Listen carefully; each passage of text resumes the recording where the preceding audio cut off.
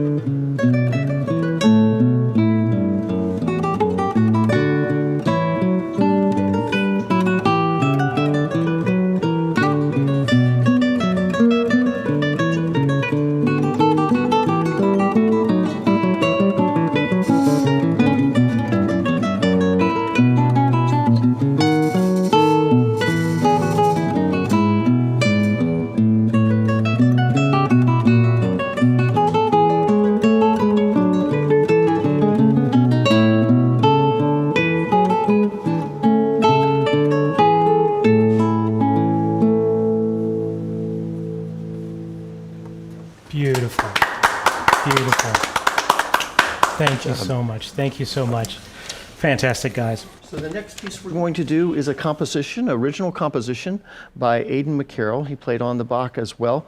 Aidan came up to me last semester and actually said he was going to write a piece for our ensemble. He's a composition person at the school, and I was really excited that he was offering a new composition to us.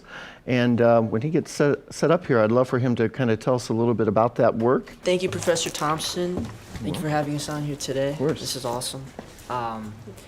The piece is based on everyday life, the everyday routine of life. It's built on 2 chords, so it's pretty boring. Mm-hmm. But there's an inherent beauty to that where you kind of know what to expect, yet there's always little changes as we see throughout our own day and experiences. So yeah, this was really cool to put together, and I'm really excited for you to hear it. And you are a composition major? Yes, sir. Are you a freshman, sophomore? Sophomore. Sophomore. Well, wonderful. And who are these musicians that are playing? Okay, so to my right here, we have Tyler Ryan, Linda Coman, and then of course Aidan McCarel down on the far end.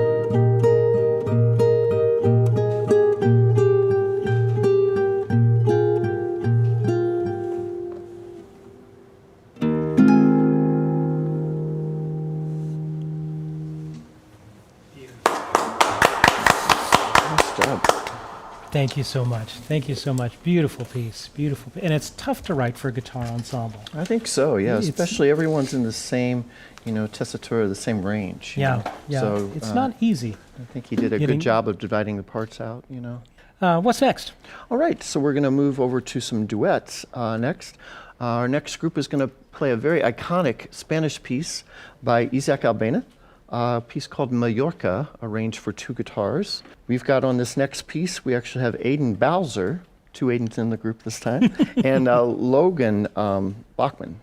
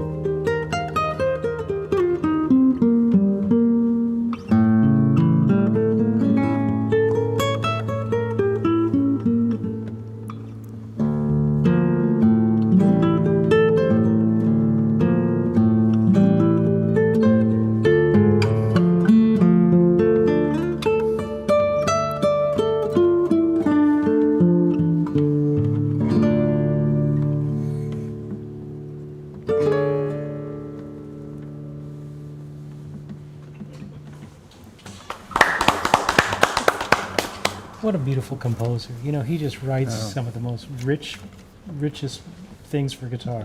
Absolutely, yeah. And the ironic thing about that composer is he wrote mostly for piano, and all these pieces that we do on the guitar, even some of his most famous pieces like Asturias or Leyenda, they're all transcriptions. So he never wrote, as far as I know, one note for the guitar. But a lot of the works like this work well on solo guitar or in duo arrangements or trio. So wow, amazing, because so many guitarists are playing his stuff. I know. I've had pianists tell me that his music, even though it was written for the piano, sounds sometimes better on the guitar than on the piano. So. Yes. Thank you so much. Yes, thank you. You so much.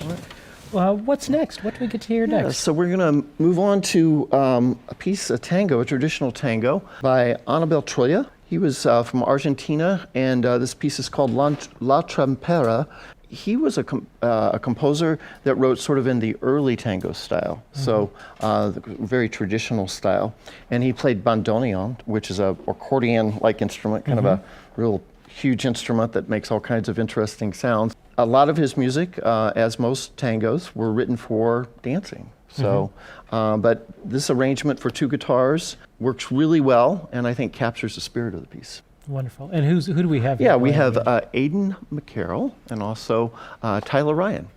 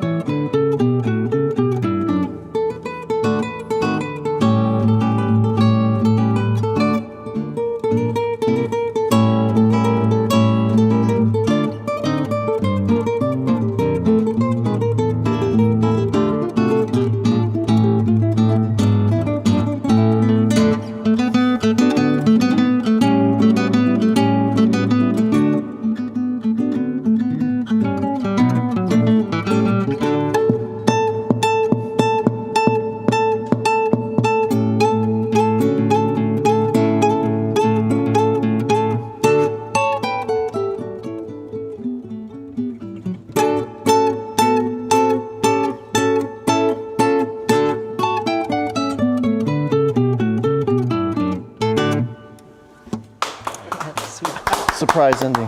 What a fun piece. How long have you guys been playing classical guitar? I think since we started Belmont guitar, so I'm a guitar minor, so Yep. it'd be about 3 semesters ago, or about a year and a half ago, I Okay. started playing classical. And so before that, it was probably just normal electric? And steel and steel electric, string? yeah. Yeah. What about for you? About a year Yeah, and a half. absolutely amazing. Yeah. Did you have any sort of guitar training along the way, earlier in life? I was more of an acoustic guy before I went to college. The classical guitar was just a fun alternate to that. Yeah, I did. I was actually a drummer first, and then I picked up guitar just because I thought it'd be fun to try a different instrument. And so then I went to Guitar Center and got lessons there. So Yeah. that was all electric and steel string. Fantastic. What do we have next? Yes, we're going to move along, another duet, and we're going to play a piece by Alfonso Montes, and this is a piece called Milonga al Sur, Milonga of the South, and our performers on this one are Calder, Eaton, and also Andres Montes.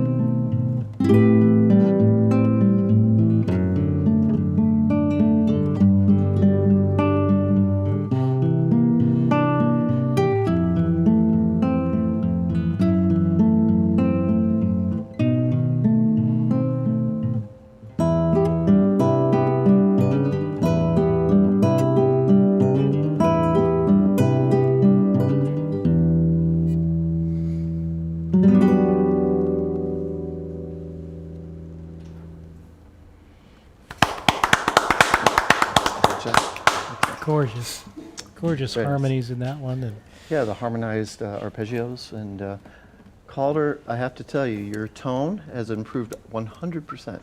And both of you, but Yes, I know your lovely. teacher, and I know he's been working with each of you. So Mr. Perry, wherever you are out there, thank you for all your assistance and contributing to this wonderful sound. Shout out Perry. That's yes, yes. That's right. Lovely. Right. Thank you, guys. Thank you. Tell us about the guitar program there at Belmont. Sure. Y'all have been going for so many years. Many years. I'll go back as far as I know. John Pell, Mr. Pell, he ran the program for, gosh, I think close to 40, 35, 40 years, you know. And it started out, and I joined the faculty in '94, and I was teaching private guitar, and then I was invited to lunch by one of the deans, and they knew that I played a lot of ensemble music, and they said, well, you know, we'd love for you to start an ensemble, and a classical ensemble. And so from 1995 until this point, I've been directing the ensemble. We have a very strong program right now. We have a lot of guitar majors, close to 100, and most of them being commercial guitar majors, although we have a really nice collection of students that are really passionate about playing classical guitar, and some classical guitar majors. And most of the folks you're hearing tonight, though, are commercial guitar majors that take this class for you know, ensemble credit. Do the regular guitar major, do they have to take a limited supply of classical guitar training? You have to take 2 years. 2 years. Yes, 2 years, and after the 2 years, they do like a junior standing jury on that, and then they are done, although some of them will continue on, you know. Yeah. They kind of wind up liking it instead of, you know. Yeah. But I also want to give a shout out, if you don't mind, to Dr. Paulo Oliveira. Yes. He's the director and the coordinator of our program, and has really brought some great things into our department, as well as Dr. Robinson, and of course Mr. Rogers, and many others that I'm forgetting, Mr. Silva. We've got a really wonderful faculty, and also Jeff Rogers, who teaches some of these folks as well. Beautiful. What are we going to hear now? All right, so we're going to move on to a fun piece by Sérgio Assad around 1992, 93-ish. Sérgio Assad, virtuoso guitarist, plays with his brother in an ensemble. Just played in Nashville recently, and on their 60th anniversary tour. But he was commissioned to write a Japanese film soundtrack, and he wrote 22 pieces for that film soundtrack, and they're going to do a piece for us now called Watermelon, which goes along with the film. And it's a fun piece. For those of you who are watching at home, there's a lot of ping-ponging back and forth between the parts. So the arpeggio starts in one part, and then it kind of bounces back and forth. See Balkcom and Weston Slavich.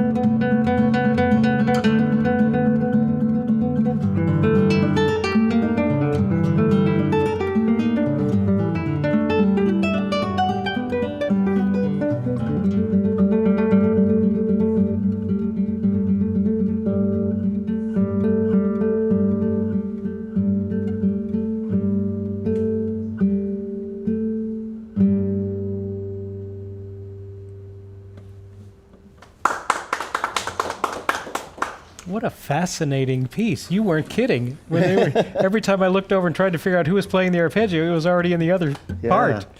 Yeah, the Assads are really good at doing that, the Assad duo, and they've done that with several of their own pieces and arrangements. So they're really tight on that, and these guys have worked so hard to get this up to this level. So great job. And I just want to point out, in this ensemble, Jesse and Weston have been working on this, I think most of the semester.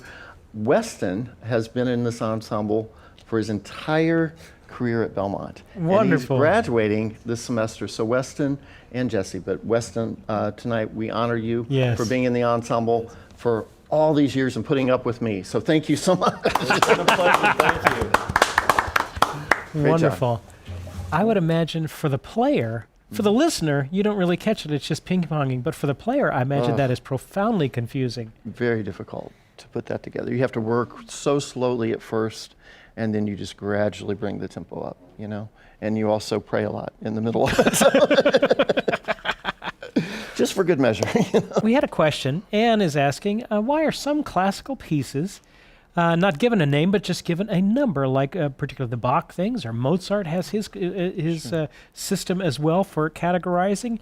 Can you speak about that? Sure. Well, that's really after the fact. Like, Yeah. people have to find a way to catalog this massive amount of music, right? So certain, composers have been, for example, if it's Bach, it's a BWV number. Right. If it's a Kurzel number, if it's a Mozart Yeah. piece, So you have all these different people, mostly music scholars, that will, after the fact, go back. And, the thing that really blows that number system sometimes for the academics is they find a new piece. And then suddenly have to find, okay, what are we gonna number this? So, but this next piece, fortunately, is a piece that's doesn't need cataloging. It just needs a Brazilian title. So I'll go ahead and attempt my Brazilian Portuguese. This is called Caipirinha, by an English composer, Stephen Goss. And our two performers tonight, it's kind of like a Brazilian choro, machixe type piece. Linda Coman and Tyler Ryan.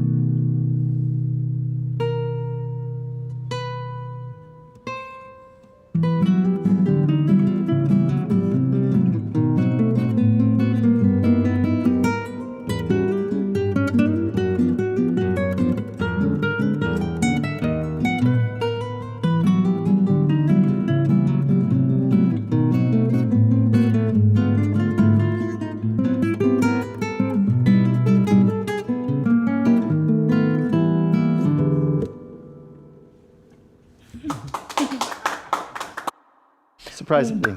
Wonderful, wonderful.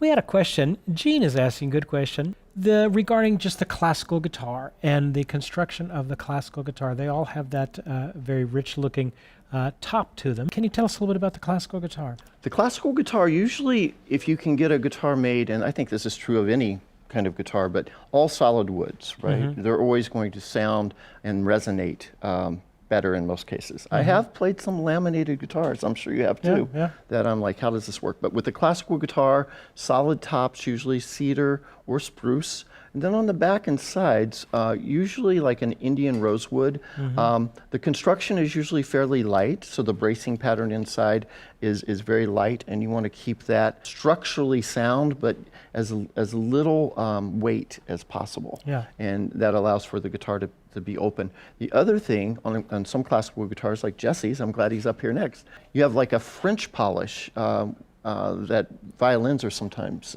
coated with. It's like a very thin coating of, and it allows the guitar to resonate at peak, performance. Wonderful, wonderful. And the neck is a little bit wider than the standard. Yeah. And the strings are nylon. And the strings are nylon, and they're a little bit farther off of the action, a little bit higher because they vibrate a little bit wider, and just get such a lovely sound. Yes. Such a lovely sound. What's next? What are we going to hear? Okay, this is Jesse Balkcom, and he's going to be performing a work by Egberto Gismonti, a piece called Payaso, which the translation of that is clown. So, and this is an arrangement by Sérgio Assad.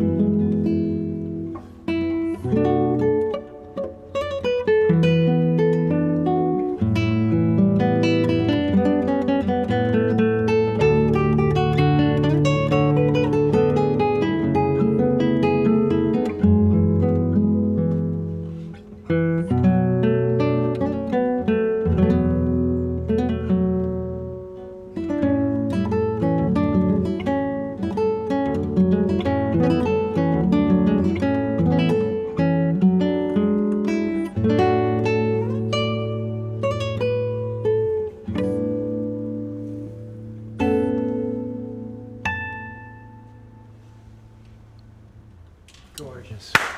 Wow. Phenomenal, Jesse. Just all of the harmonics that you're ripping off on that is not easy. The melody in that arrangement is kind of woven into, just the harmony and everything. So just bringing out the melody, having played that piece myself, I can vouch for the fact that this is a very difficult piece. And also, Sérgio, you never get off easy when you're playing one of his pieces or one of his arrangements, but it's always fantastic, so it's so well done. Great job. Beautiful. Yeah. Were you tuned in drop D? Yes. There? Yeah. But the piece was in A, though. Yes. Is that right? Yeah. Just gorgeous, gorgeous. Tell us about this next piece.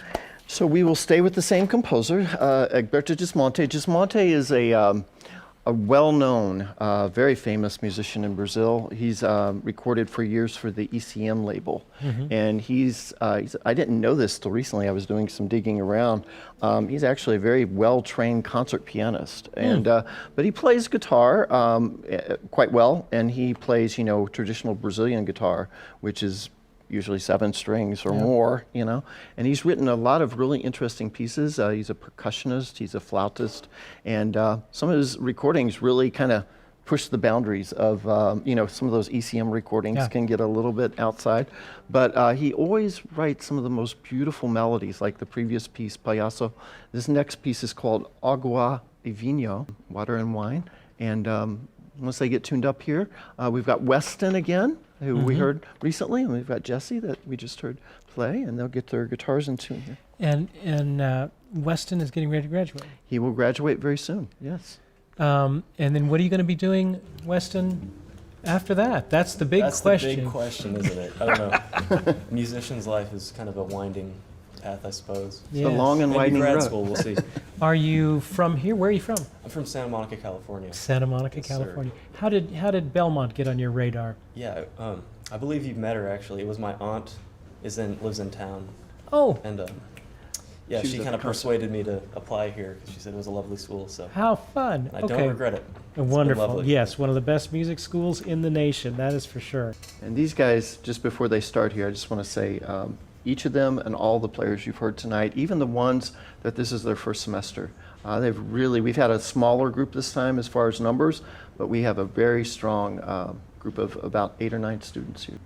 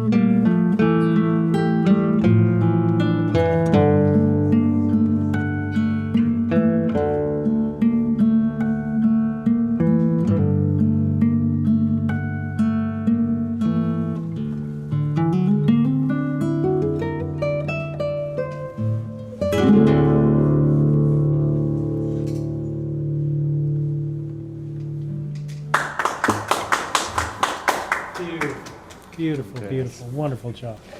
We had a question by Gary. What level of musicianship must a young guitarist have to be admitted into Belmont? What's the admission process? I don't know all the details because I'm not really involved in, that part of the school right now, but it's very high actually. We used to be able to accept students that were, kind of very up and coming, but these days there's just a lot of competition out there for, I think, all fields, but especially in music. And as Belmont, I think, has become, grown, you could say. A lot of our players come in. I've noticed myself as I've been teaching private students, the level of playing, I think, just everywhere is up, you know.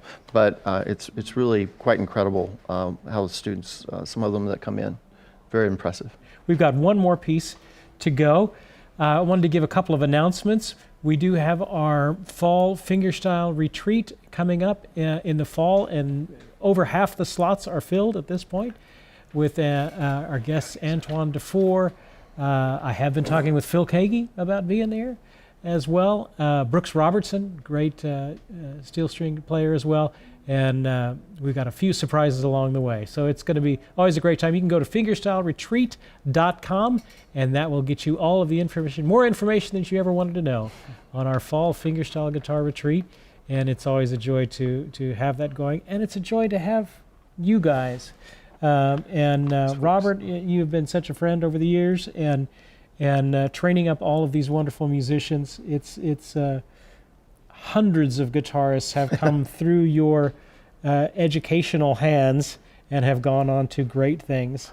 And so thank you for all of your work with these fascinating young musicians. Yeah, I've really, just as a player myself, I still play a lot of solo repertoire, but as you know, I'm in a guitar duo myself, and we've released a few recordings, so this is just an extension, I like to think, of that, just kind of bringing what my own knowledge base is and just my passion for this. And before we move on, I just want to, a major omission. One other student that was here playing in a couple of the ensembles tonight, he is also a senior, and he's been with us a couple years, Tyler Ryan, and he's going to be moving on, and so I just want to thank him as well for his participation, because he's played on several of the pieces tonight, and he always does an outstanding job, and wishing him the best as he moves on. Yeah. So. Tell us about this next piece. Yes, the last piece is originally a piano piece for solo piano. I heard it many years ago. I was at a piano recital, and someone played it as an encore, and it's by the composer Peter Maxwell Davies.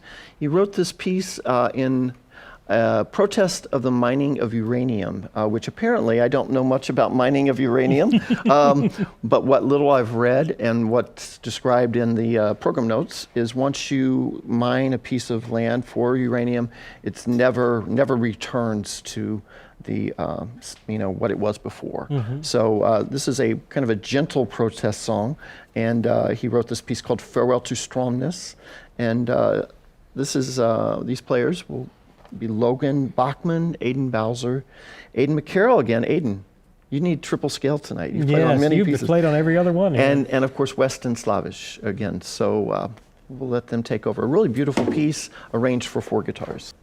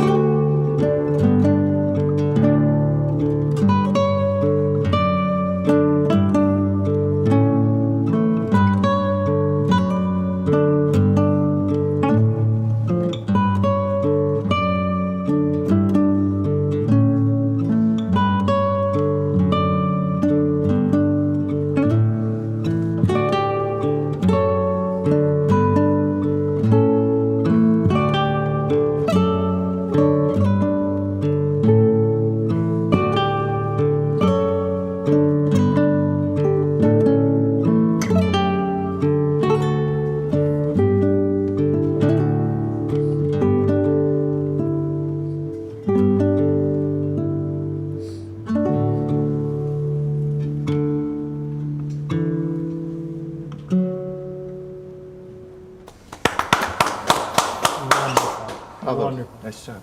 Beautiful piece. Thank you so much, Thank you. guys. It's always a joy to have you here. Thank you, Robert. You're welcome. Thank you Thank you. once again for coming out and showing us these amazing musicians. Well, yeah, we have a great time. Always look forward to your show, and we appreciate the opportunity. This is about as real life experience as I think we could provide them. So thank you so much for all that you it's do. a joy. Yeah. It's a joy. Thank you for sticking with us as we have been going through some technical difficulties tonight, but not everything works as planned, and you just have to kind of go with it sometimes. And that's how it is with streaming, how it is with learning. You always just have to keep going, keep plugging at it. Rarely is learning and progress come in big jumps. It usually comes, I was reminded today, in just little faithful steps of going into that practice room and doing what you need to do when you're not feeling like it.